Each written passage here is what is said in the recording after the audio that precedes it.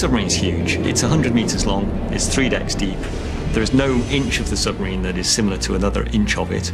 I would definitely put it in the same league as the Space Shuttle or projects of that size. To my mind, this is a 7,000-ton Swiss watch. There's an extraordinary amount of expertise in putting one of these submarines together. There are stages when it's like blacksmithing, and there are stages when it's like brain surgery.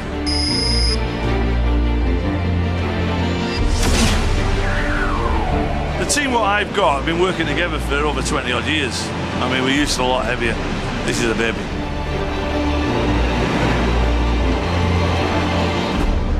I'll be fully qualified in September 2010, which is really daunting, being able to say I will be a qualified electrician. I'm in charge of purchasing submarines for the Ministry of Defence, and it's my job to make sure that the programmes that we're hearing from the company are sensible and real, and we're getting value for money out of them.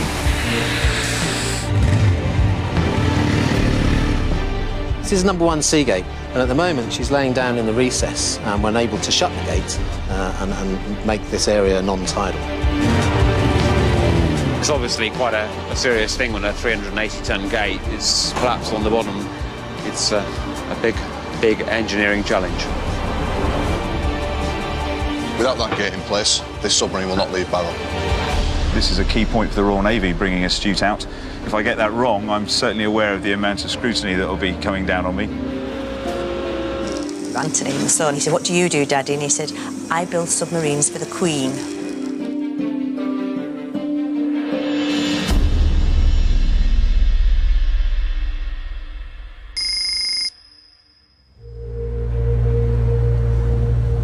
It's a wet and windy weekend in the middle of November. And the first new British submarine to be built for 10 years is now preparing to sail out into the open sea for the very first time. Is my cat badge in the middle? Yes, perfect. Because often it's around there, you know. 14 years in the making and costing over £1 billion, she is one of the most technologically advanced machines in the world. She's a world-class submarine in her sensor technology, underwater and above water, the weapons that she can carry to sea that attack not only ships but the land targets. She's an awesome vessel. Impressive as she is, her final exit into the open sea is not going to be an easy one. Much of Britain has experienced the worst storms of the year, with strong winds and heavy rain causing flooding and damage across the country.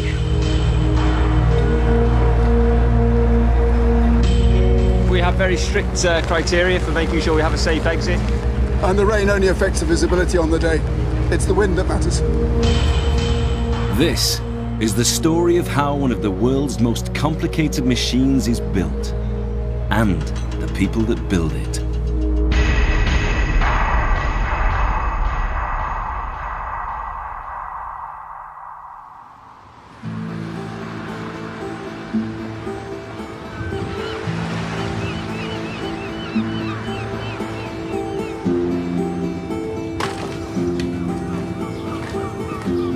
It's about 5 to 7 and I'm got to work.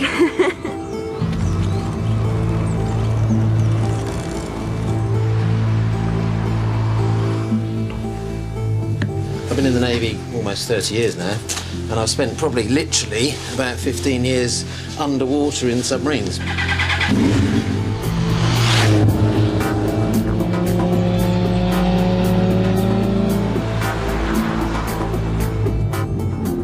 It's the start of a typical working day for the people who build Britain's nuclear submarines. There is a lot of people that I know that work in the yard. Obviously there's Jed, my husband. My sister-in-law works in there, my brother-in-law works in there, my brother works in there. I would say every family that I know, at least 1 or 2 people that actually work in the yard. Barrow-in-Furness is a town of 62,000 people on the edge of the English Lake District. The town has an amazing history of building submarines, launching its first in 1887. It only takes me about 10 minutes, if that, to get to work. and generations of the same families from all around the area still build them today. I'm just swiping on. This is like electronic timekeeping, make sure we're in at the right time and not late.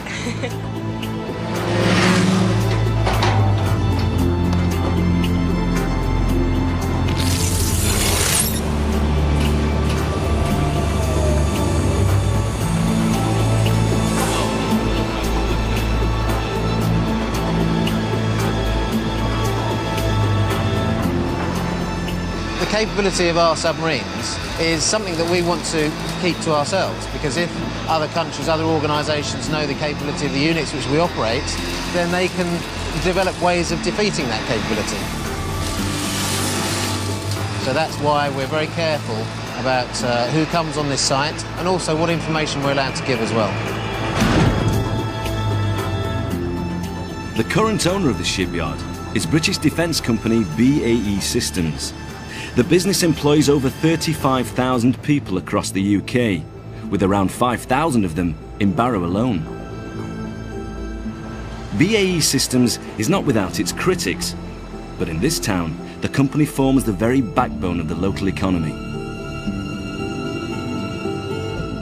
We have extraordinary numbers of people working here with all sorts of family relationships, and the business has a real family feel to it as well. We play a very vital part in the community. There's a lot of salaries and money goes back into the community through our shipyard.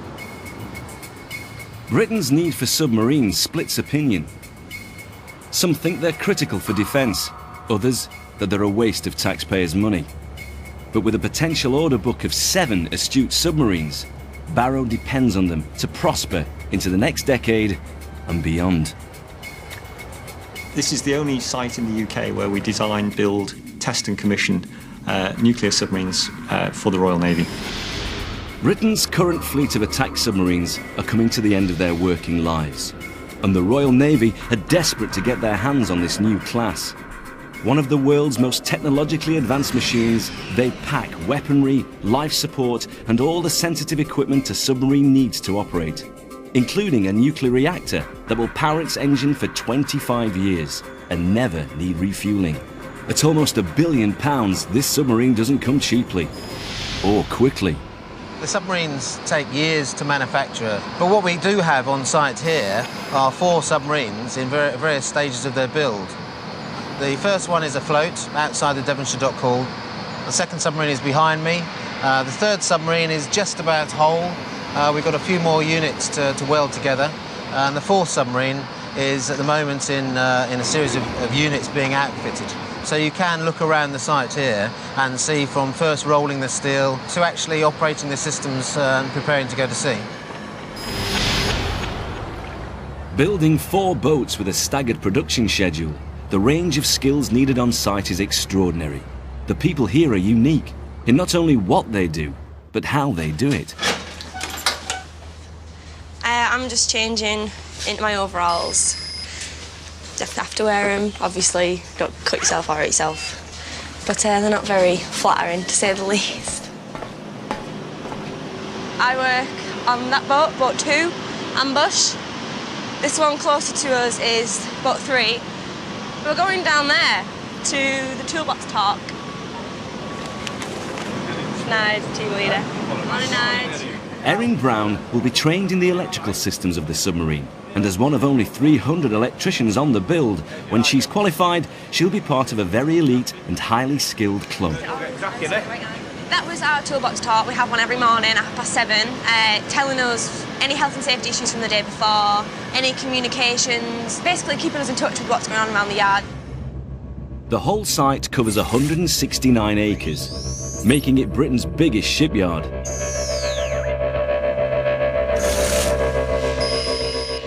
And as a hub of high technology, nuclear submarines aren't just built in Barrow, they're designed here too.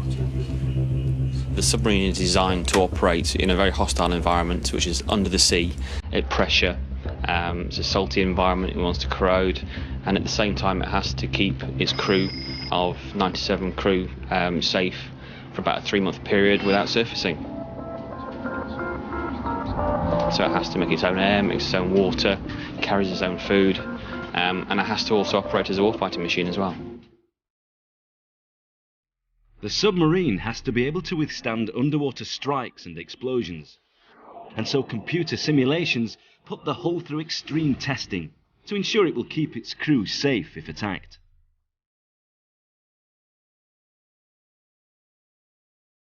With around 600 people involved in the design process alone, this is one of the largest concentrations of such expertise in the world.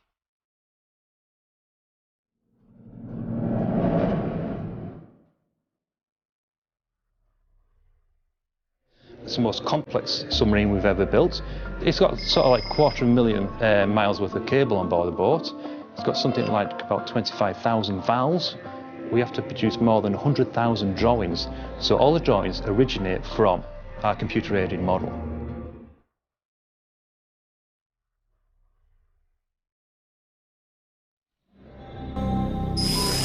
It took 4 years to design the Astute, which will contain more than 1 million individual components, designed on a computer, but built by hand.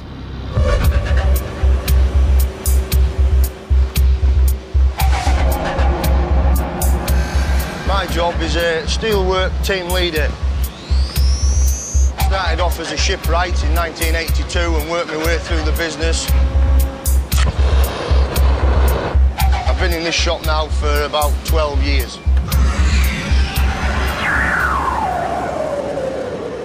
This is the place where all the submarines start out life. This is where the raw plates come in by road. The wagon's back into the shop. The magnet crane removes them and puts them into the piles. Using a plasma cutting machine, each plate has carefully designed patterns burnt into them. When each plate comes off the burning machine, what we do, we leave a small stitch of metal which stops all the individual pieces falling out on the floor. Peter the burner, what he's doing now is cutting through all the little stitches so the piece parts will fall out. They all go where they need to be built in the right time, just like a massive airfix model.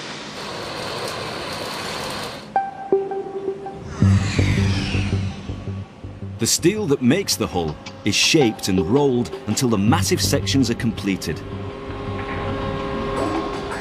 Peel away the special coating and the pressure hull is simply a watertight tube capped at both ends with tanks that fill with water to help it dive and surface.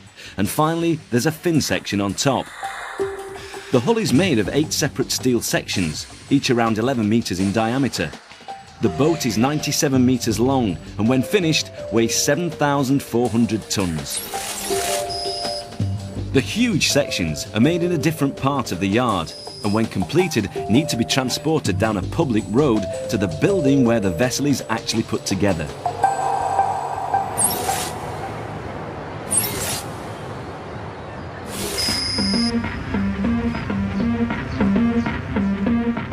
At 260 meters long, 58 meters wide and 51 meters tall, this building is one of Britain's biggest sheds. This is the DDH, which stands for Devonshire Dock Hall. The submarines are built in here because it's where all the top secret stuff is, where people can't see, so it's housed and it's hidden. It's where the magic happens, I suppose.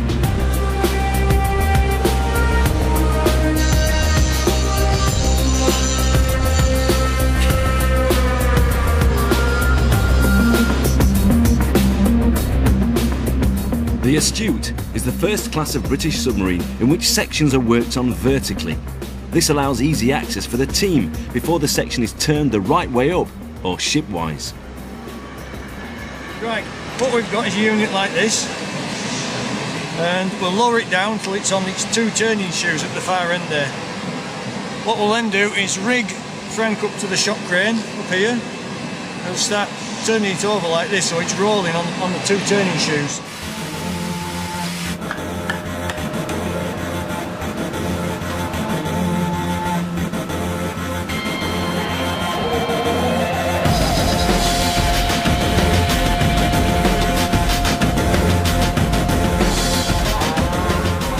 My job's just a second set of eyes, just to make sure that everything's running smoothly.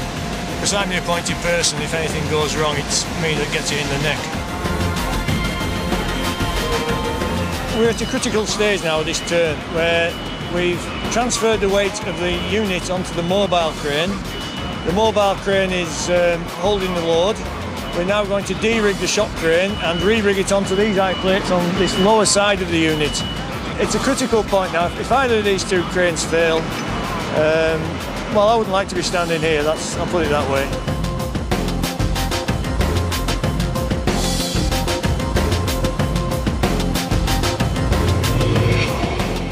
A submarine packs in 3 times more machinery and equipment than any surface ship.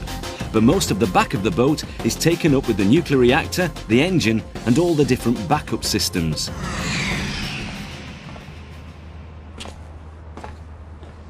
We're now in the diesel generator space. Should we lose the reactor at sea, then we would rely on these diesel engines to provide the electrical power for running the minimum of equipment that we need to live as human beings. If you really need them at sea, then it's a bad hair day and you've got some problems, yeah.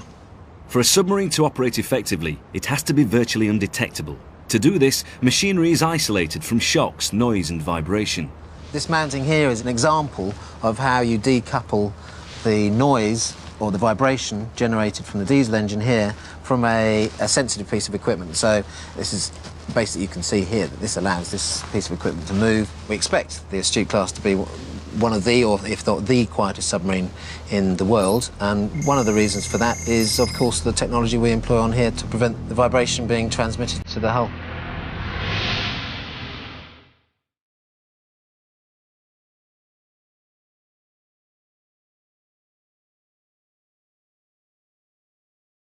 Today, Boat 3 is taking shape, as some of her biggest sections are being moved into position. Submarines take on water to help them dive, and a lot of it comes into the streamlined 270-ton forward end construction. This unit also houses the submarine's sonar equipment.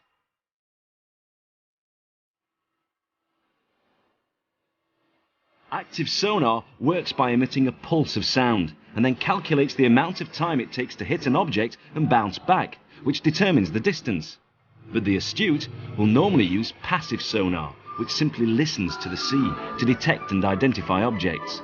It's claimed this technology is sensitive enough to hear a boat leaving New York Harbour from Southampton.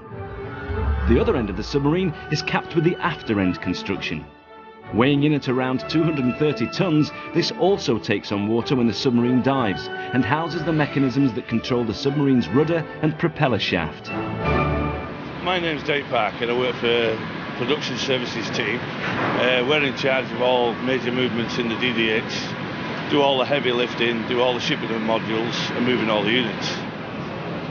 We're setting up now ready to move the aft end construction up to the after dome. There's 4 transfer cars. They can actually pick up to 250 tonne per car. We're moving 39 metres and it's a metre a minute it travels. Everything's away, so we're ready for this. We're ready to go then, boys. Green button, let's go. Thank you.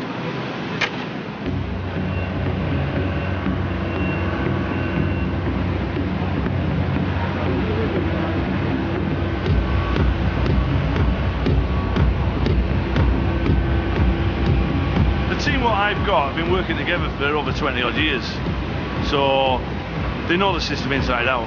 I mean, we're used to a lot heavier. You're used to something like 600 ton putting together against another unit. This is a baby. This is a little baby. As we get 6 foot off the units, we have to put people inside, so we bring more people in on, because they've got to watch as we go up towards the dome so that we don't hit that unit.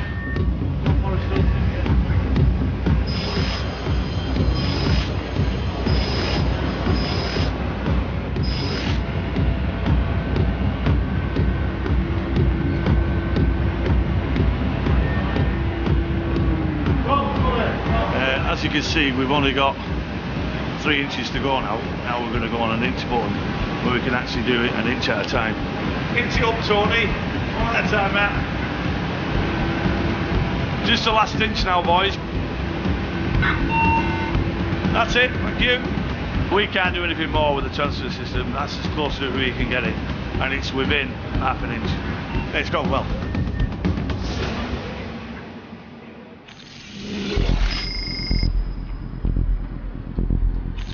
Yeah. One of the biggest and most complicated areas of the submarine is the command deck, the nerve centre of the boat, built as a separate module in another part of the shipyard. The command deck module is 22 metres long and weighs 180 tonnes. It contains the navigational controls, sonar, communications and weapons systems. The captain's cabin is on the top deck, while the second deck is where food is prepared and the crew eat, sleep and relax. We put all the combat system together here, make it talk to each other, and then the CDM gets fleeted from here down to the submarine and inserted back in the submarine. This is called the sonar cab space. Various equipment's in here, the processing for the sonars, for the networks, for the command systems. I'll show you the sound room. This is where the sonar sets are. This is all the command system now. All the sonars and all the other equipments on board pass all their information across to these desks. Okay, carrying on aft. This is the commanding officer's cabin. Again, at the moment it's pretty bare. The captain is the only man on board who has a cabin to himself. He's the sole occupant of this one. This is the lower deck of the CDM, which is mainly accommodation. There's 19 bunks in this space, quite cramped, but nothing different to what submariners are used to and have been used to for many years. When I was in the Navy, all we had was a bunk light. Nowadays they have iPod chargers, they have all sorts. Okay, coming to the after end of the command deck now, we have both the junior rates and the senior rates messes. This is where they live when they're off watch as well. And the final compartment is the galley, or the kitchen. It's got every possible modern convenience. Everything. I don't know, it's got more than my kitchen has. There's a little bit of finishing off still to do, but we're not far off completion, whereby this will then be transported down to the DDH and slotted into the submarine.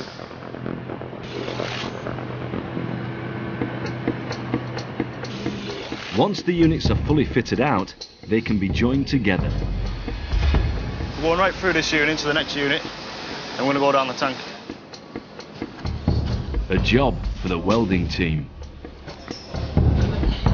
There's always one squad on nights, one squad on days, and we will be on the job until it's finished. It's hard work. I'm on my second t-shirt now. I'm sweating, I'm tired, and we're going to be here till about 7 o'clock today, so. We all have a section each, start at the same time, finish at the same time more or less, and hopefully the results are all the same. The welding's good.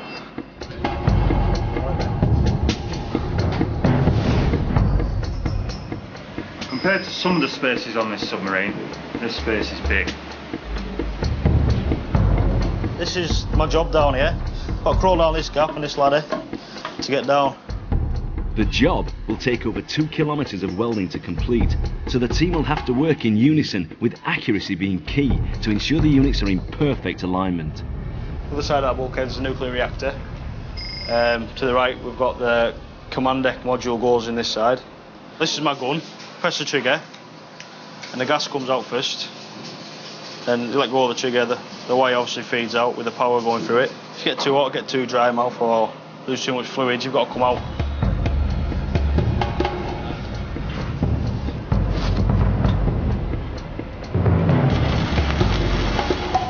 Heat wise, it's the same everywhere. It's extremely hot wherever you are, as you can see. No, it is hot, it's hard work, it is a hard job to do.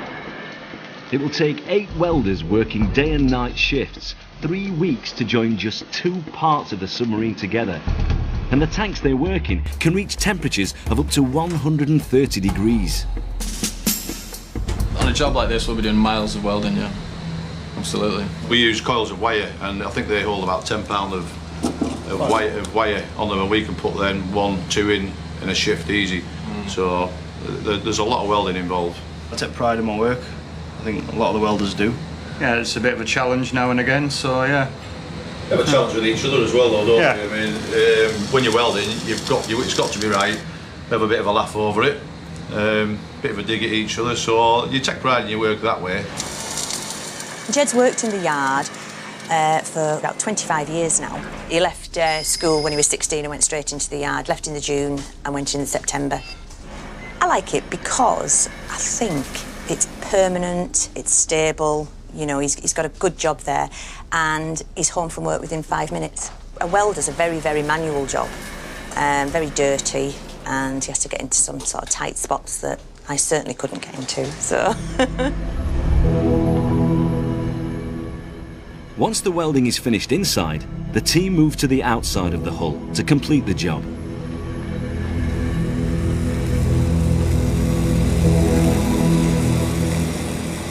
It's quite an important job. If anything goes wrong with the job, it goes on my record. I did my first one of these, age 18. I think I'm the youngest one to do one. Yeah, quite proud of it as well, really. This is finished now.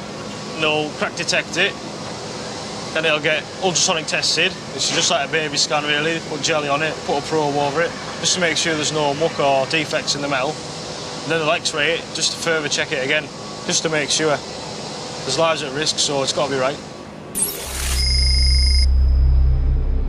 Where there is a joint, there is usually a weakness.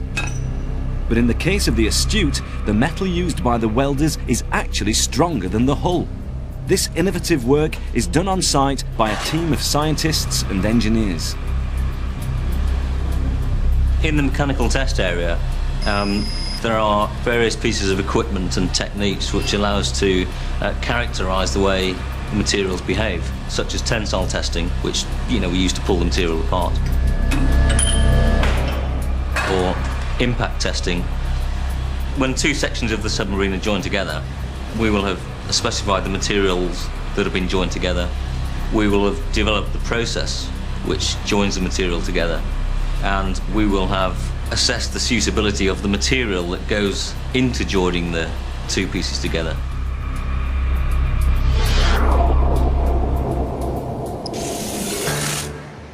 Boat 2 is ready to be outfitted.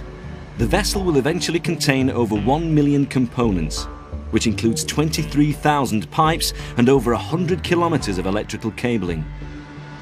Just going to go into the workshop now, go see Carl and see what the plan of action is for today. With a maximum of 290 people allowed on board Boat 2 at any one time, the different teams need to work together. They will literally build her by hand. The job that we're doing today is going to be in the captain's cabin, so it's quite a small compartment. Spit in the PAM cabin to get our PAMs, personal air monitors. They need them for if there's gases or there's gas leak, such as argon. Argon's like really dangerous. They say like 2 lungfuls and it kills you straight away, so nasty. Before we go on board, the last thing we've got to do is swipe on with our passes. That's just so they've got they know how many people are on board, so that like if there's a fire, they know how many people will get off board and such things like that.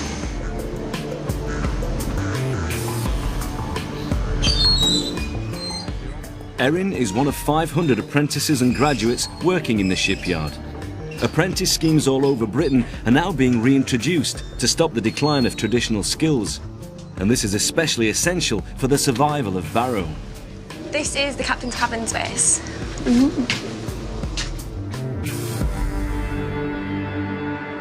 This is a call signal station, so if the power goes down on the boat and you can't contact other areas, this will have a handset on it. It's just like a wind-up phone. Apprentices always work with someone already qualified, known as a journeyman. I basically get a step-by-step guide through how to do something until I've learned, until I'm confident I can do it myself. And then I do them on my own. But I've never done one of these before, so Carl will tell me what to do.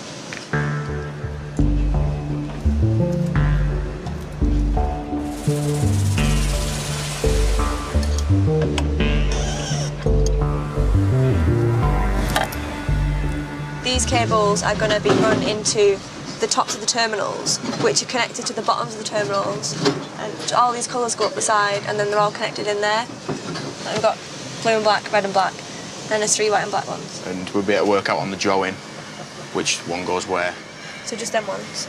Yeah. What next? 3 and 4. These are the first submarines we've built for 10 years, and a lot of the skills had been lost. We had a spell where there was no apprentices coming through, and we've had to start it all up again. And if you didn't have apprentices, they'd be struggling in the future. This is a big employer of the town, and we need this to keep going. Good. All right, yeah. Sorted. Yeah, Erin did well. She looks at it, she did well. Nice and neat, so good job. They opened it and there's loads of terminals and I thought, looks complicated, but once you read the drawing and understood it, it was pretty easy. While the teams continue to finish the inside, a very special process is beginning on the outside. The surface of the boat is covered with around 40,000 rubber tiles, designed to make the boat almost invisible. The rubber absorbs and then breaks up enemy sonar waves, stopping the signal returning and giving the Astute's position away. This rubber blanket also gives added sound insulation, making the submarine even quieter.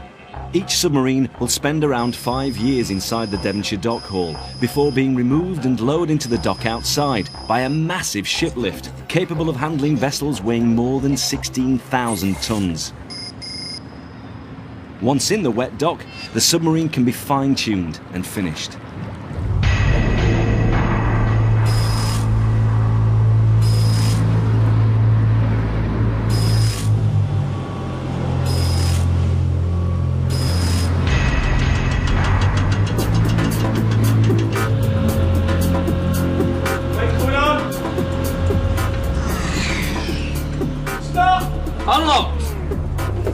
The weapons storage department, or torpedo room, is where weapons are loaded, stored and fired from.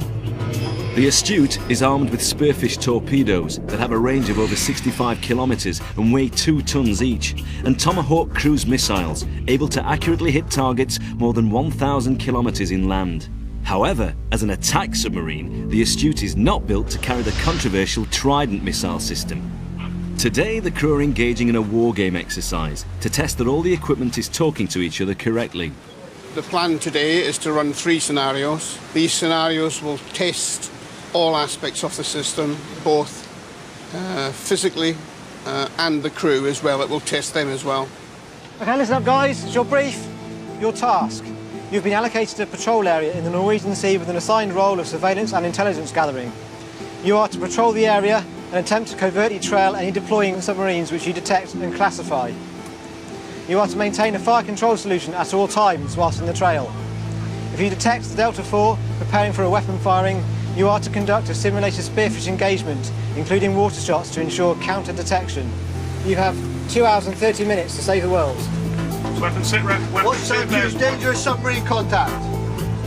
The control room up here is where we prepare the fire control solution for firing a weapon, and then down below in the weapon stowage compartment or the bomb shop, that's where we actually fire the weapons from. It's simply simulating the submarine actually being used for what it's intended. Classified Oscar. Stand by, spearfish attack. Take track 35 as target. Classified Oscar from 2 tube. Stand by, Valid active contact. 3 target. Classified. Valid active contact. Weapon 2. Officers Northwest 1 Port, stand by. Bring tensions. Conduct the attack on this contact.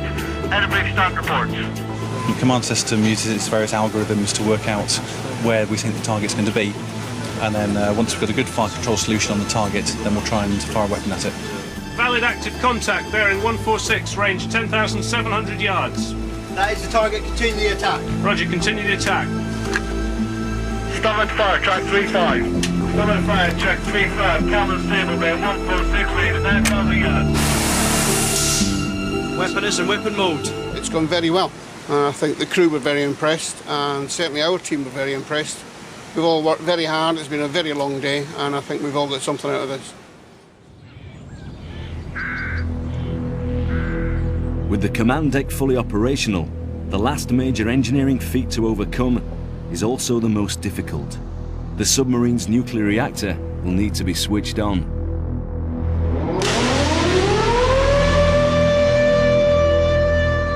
Safety is the first priority, and the people of Barrow need to be prepared for the unlikely event of a nuclear accident.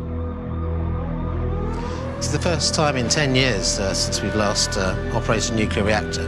There are plans that have been put in place with us by the civil authorities that we've signed up to. There's a lot of eyes watching how we do our business here. There's a lot of auditing done on a very regular basis, so yes, we're We're watched and very open in what we do here. Doesn't bother me. It's just part of the town and part of me growing up. If there's an emergency, they would sound that buzzer, and if you hear that buzzer going, then you know there's something wrong. Well, the shipyards send out leaflets, what to do in an emergency, innocuous-looking packet of tablets. These tablets are there to protect your thyroid, but we've never had a nuclear emergency in all those years, so why worry? I think what people worry about round here is where the next shilling's coming from to buy the tea, like.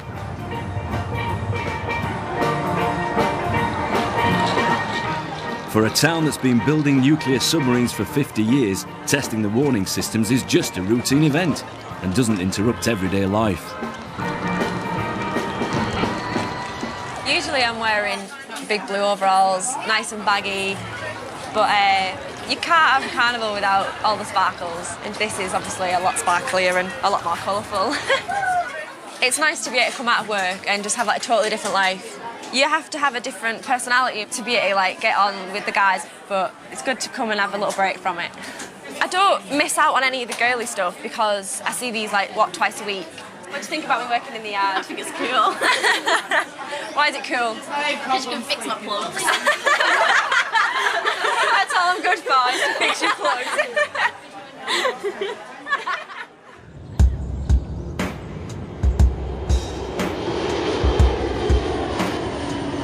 Landing side, land at your discretion, 23, the wind 180, 4 knots. Roger that. As the summer turns into the autumn, Boat 1 is nearing the end of its testing phase and closer to having its reactor switched on. So it's now coming under close scrutiny by the man charged with ensuring the vessel is safe and ready to be delivered to the Royal Navy. It's all kind of coming together. Right, thank you, my son. We're going to test everything, cooking a curry and lasagna. We're going to serve it to an admiral in about an hour's time. Aft first.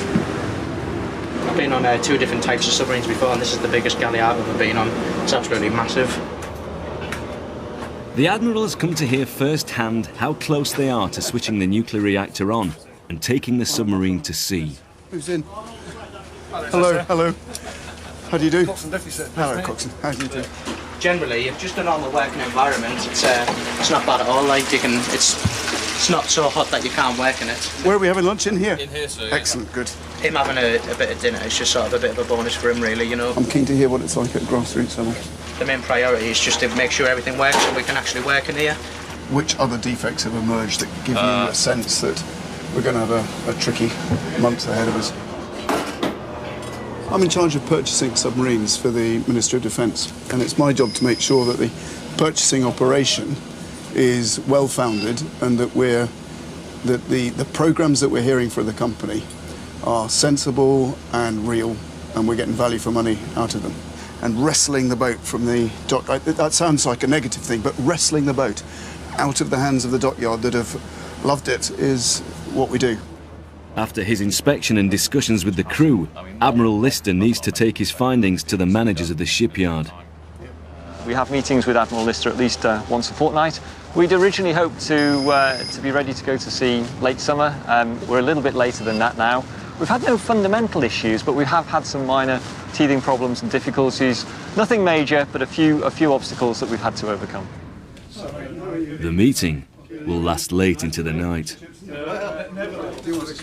Obviously we're interested in your reflections on the visit on the boat that we've just done, and then I wouldn't mind just quickly going through the agenda for tomorrow just to make sure that we've got that up and done. Yeah. I'd like to do it. Right, in terms of technical progress, where you've handed over compartments, they're impressive.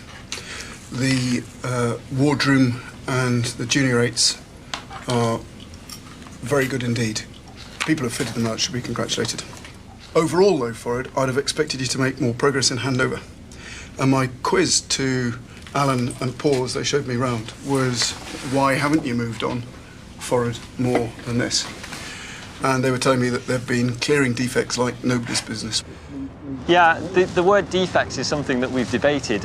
In the construction industry, I think they use the word snagging.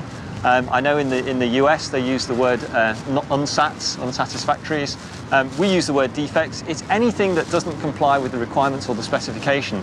So the vast majority of defects are pretty modest. They're things like paint spills, tally plates missing, chips in varnish, they're those sorts of things. That's my challenge to you. Is this going at the pace that we need it? We need this submarine.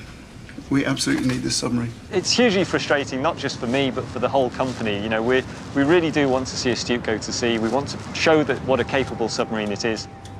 The Astute is almost 4 years late on its delivery and estimated to be overspent by around £800 million. BAE Systems inherited some of these problems back in the 1990s, before they owned the company. Design and contractual issues hampered the early stages of the project, and apprentice schemes had been stopped, which meant skills were being lost from an ageing workforce.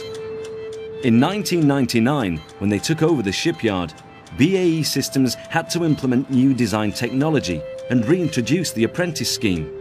Only now is the first of 7 vessels about to be delivered to the Royal Navy. What drew me to the submarine service, and particularly as an engineer, was the nuclear aspect.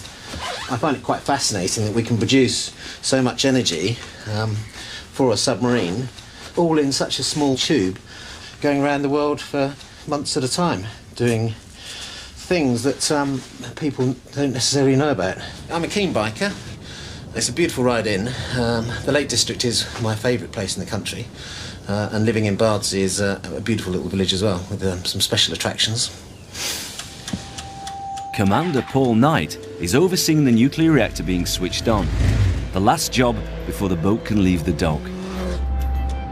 The design of our reactor is confidential. We don't want to let the design out because it does give indications of the performance of the submarine, and also the technology that's behind it is obviously valuable to the nation, and we wouldn't want to share it with other nations. You take the reactor critical by taking the control rods out of the reactor core. It starts off very low power, producing a power which you can barely light a light bulb with, all the way up to full power, which is obviously a confidential figure, I can't tell you, but is enough really to power a city the size of Southampton, is the comparison we make.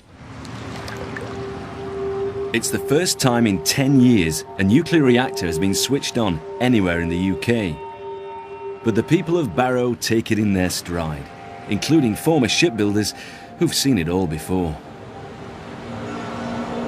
It's just an everyday occurrence for us. Not that it happens every day or every week, it only happens at the tail end of a build of a submarine. There's never been an accident. The things are totally safe, hopefully, you know, touch wood. It is a bit of a strange thing to be used to, obviously. It's something you grow up with in the town. Yeah, I can't say, you know, there's nothing to be frightened of. We're all doomed, sir.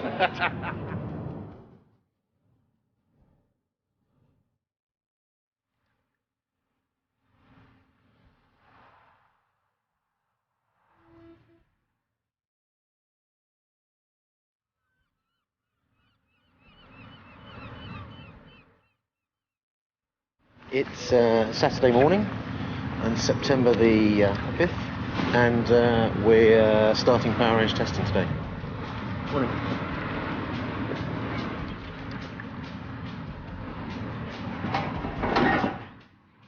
It's just a day like any other in Barrow, but inside the shipyard, the reactor is carefully being switched on and monitored by nuclear engineers. Okay.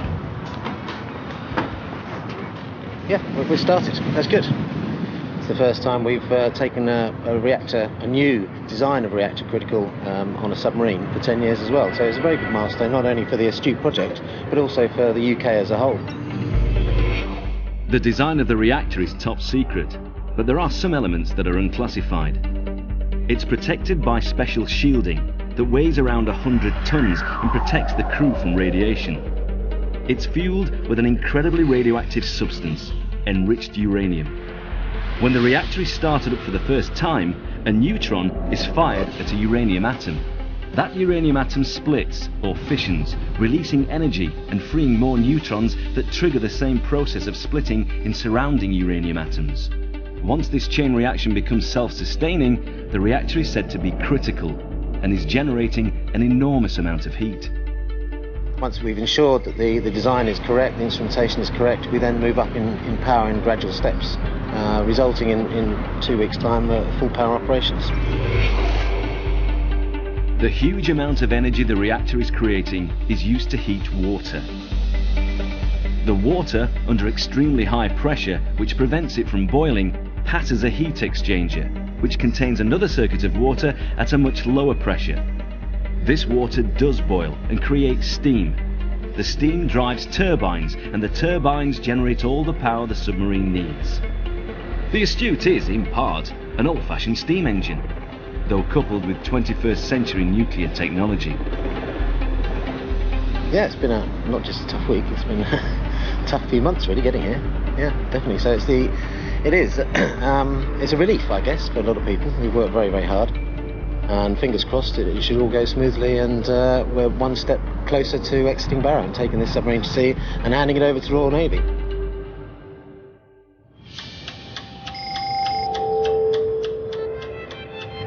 But as that moment gets closer, an unexpected, an unforeseen obstacle appears from nowhere.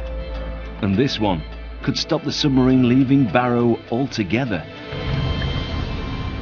This is number 1 sea gate, which is a flat gate by design, and it's rather like a drawbridge. And at the moment, she's laying down in the recess, and we're unable to shut the gate and make this area non-tidal. The submarine only has a certain amount of time to get from the dock to the deep water. And without the gate, this timing is next to impossible to control, meaning the Astute's exit would become a huge gamble. The only way we can take the submarine out now, with one gate out of operation, is to time it precisely such that we're in the lock at the right height of tide and then take us straight out to sea. You then have to accelerate the exit speed through the channel. You'd be doing handbrake spins around the corners. It's just, it's not something we would consider. With the risk of grounding the submarine a serious one, the only choice is to raise the lock gate from the seabed. And although the gate is actually owned by Barrow's Port Authority, everybody agrees to work together to find out why it isn't working, and then hopefully fix it. With daylight, the fault is clearly evident. Well, this is the south one where you can see a crack on it, but on the north side, on the far side, this actually sheared off completely. It's a big pain, yes, it's a lot of work. It's a mammoth task. The gate is over 20 years old, but a team of engineers will have to figure out a way to fix it. We do have the nuclear submarine going out from the salt. We have a very vested interest in getting this gate up and running and operable. It's been a few weeks now since you guys have been in town. The gate has moved on significantly, really, from where we were 3 weeks ago. The main issue we had was the fact that this bracket here had failed. When we recovered the gate, we weren't given an awful lot of surprise in terms of the extent of the work. We have fitted initial brackets to the structure, basically just to make the structure a bit more integral. The gate may be fixed, but the job isn't over. It's no easy task to reinstall the 324-ton piece of steel. It's about the same position it was in when we actually took it out about 2.5 months ago. It's a drawbridge action gate, 4 times a day it's cycled on each tide, and it's basically operated from the winch house, which is located just behind. For the next 2 days, divers and engineers will work around the clock to hit their deadline. Without that gate in place, this submarine will not leave Barrow. Until it's back where it belongs.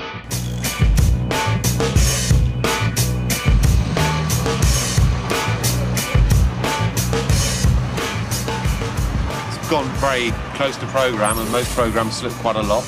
But this one hasn't slipped too much, and today's a big day. It is a big sigh of relief. With the gate back in place and the dock fully functional, there's nothing left to stop the Astute from finally leaving Barrow. Except the weather. And the events of the last few months mean the warm summer is a distant memory. She will be sailing in November. Commander Andy Coles, the captain of the boat, is preparing his crew for the exit. We're just doing the final preparations and final checks ready to sail tomorrow. I'll show you as much as I can within the bounds of legality. Welcome on board. Just come this way, please. We're in the centre of the control room, and in front of me I've got ship control. To the left-hand side I've got the sonar, and to the right-hand side I've got the combat system. This is where I sit, and when I'm not here, this is where the officer of the watch sits.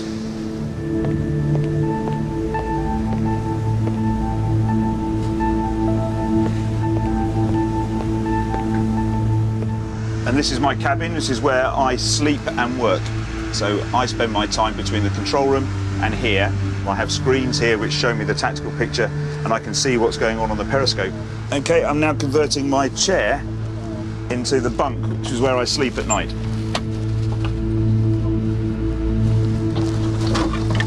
I've got communications right next to me, and everything's been lined up so it's above the level of the bunk, so in bed when they call me I can see everything from bed, so it's quite good.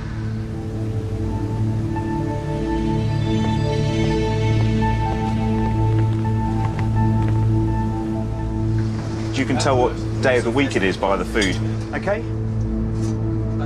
For example, you always have fish and chips on a Friday, and you get to look forward to those nights as well. We'll get all the ugly ones out. All right. Okay, this is the Senior 8's mess, if you'd like to follow me. Okay, this is the Senior 8's mess. This is one of the 3 messes we have on board. On the other side of the corridor, this is the Junior 8's mess, exactly the same as the Senior 8's mess, but this is for the Junior 8's. No, it's a little bit more homely now. We've got like nice chairs and that lot. More comfortable living arrangements. Got a PlayStation, Xbox, big telly, media centre, and it's just coming together now, so we're all ready to go to sea in all respects.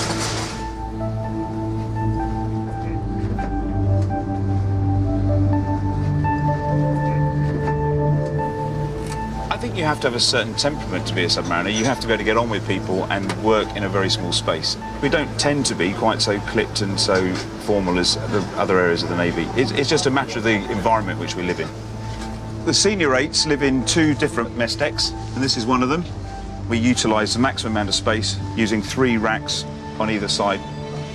Each man has at least 1 locker, and underneath each bunk is stowage as well. But we're experts at living on the minimum amount of clothing.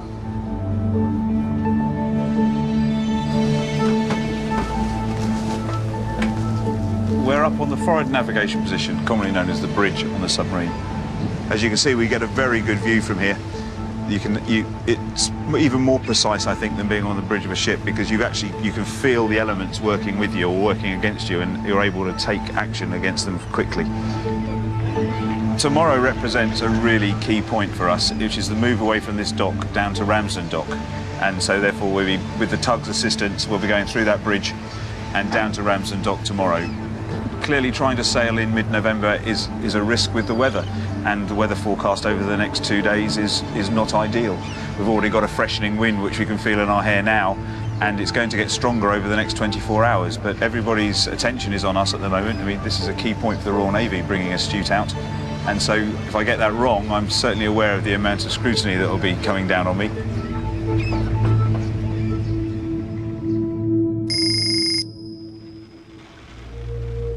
It's November the 14th, 2009, and the first new British submarine for 10 years is about to sail out into the open sea for the very first time. Originally planned for the summer, the submarine's last hurdle to exit is the uncertainty of the British weather. Submarines manoeuvre extremely well underwater, but on the surface they're not quite so good at manoeuvring, so we need some tug assistance. We're going to bring alongside 4 very powerful tugs. And then we will manoeuvre the submarine through the lock system under the Michelson Road Bridge round to Ramsden Dock in preparation for exit.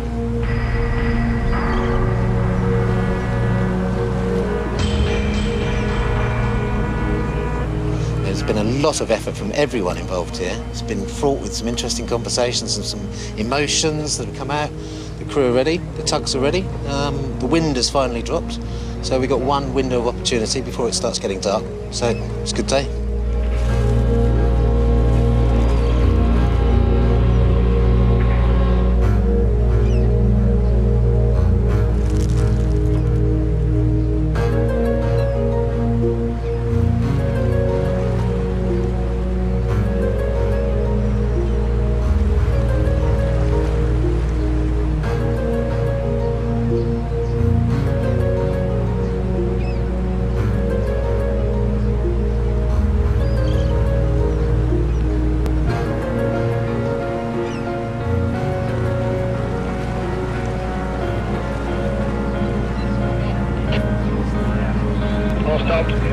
It's quite narrow here, it's 28 metres wide, so it is quite a challenging thing. And you can see the challenge to be able to get through this narrow gap.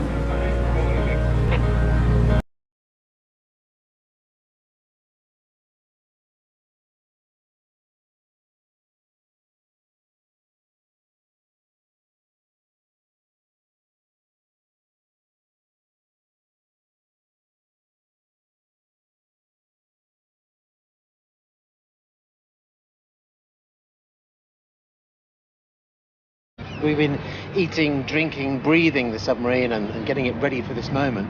Now that we can step back and watch it go through, it's a really a great moment, actually.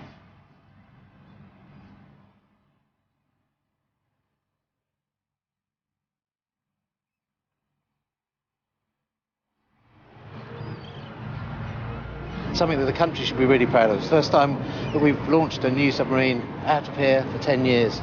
So it's a hell of an achievement, actually, yeah.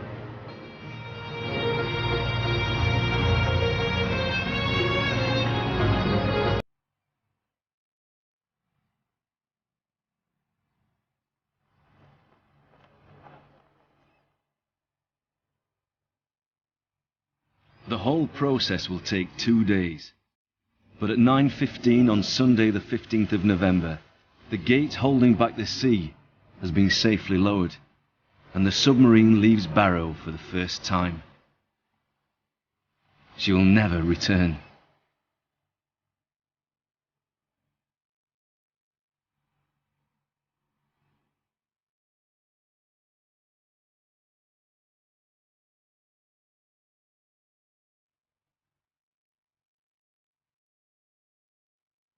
Once free of shallow water, the tugs will depart and her reactor will take over, silently powering the Astute through the ocean. Started off as a team leader on the Astute that's just got out. Fantastic pride. That's what I felt, and we want to see more of these, and not with 10-year gaps either.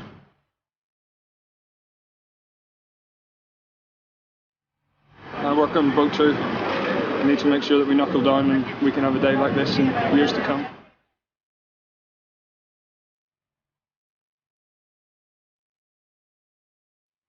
It was built slowly and carefully by a lot of dedicated people, and it's a wonderful thing to see it go, and I was surprised actually to see how fast it was cruising along there. It's taken 14 years to get to this moment, but for almost 5,000 people in the shipyard, tomorrow is another working day. They'll clock on as usual and continue building the next Astute submarine, one of the world's most complicated and secretive machines.